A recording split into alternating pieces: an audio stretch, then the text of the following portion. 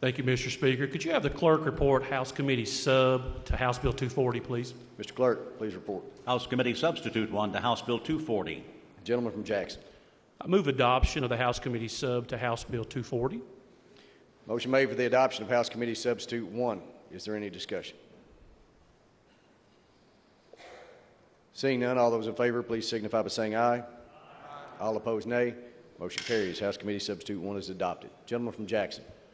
Thank you, Mr. Speaker. I've heard this bill referred to as the kindergarten retention bill. I like to refer to it as the kindergarten readiness bill. I bet if I was to ask my good friend, the gentleman from Russell, about the most important part in construction, I bet he would probably say the foundation. And in education, we experience those same things. In education, that foundation is the most important part.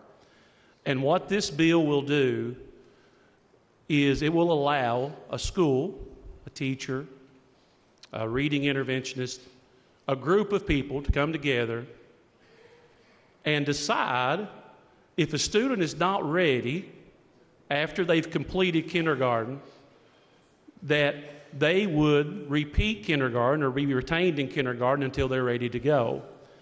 Now, to me, this is a common sense bill. If you've got a student that's not ready to go on to first grade, it's common sense for me to let that student get those foundational skills that they are receiving in the kindergarten classroom. In my field of principal, I know the importance of making sure that you've got good instruction, good teachers, good interventions taking place in that kindergarten classroom.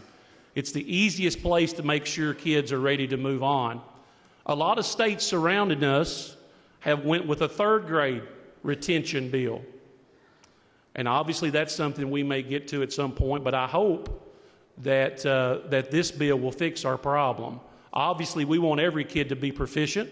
We want every kid to be able to read at grade level, but it makes perfect sense if you move a kid from kindergarten to first grade who's not ready to learn those kindergarten skills, that they will struggle in first grade.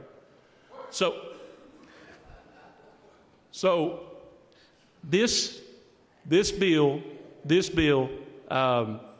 is something that I think will help.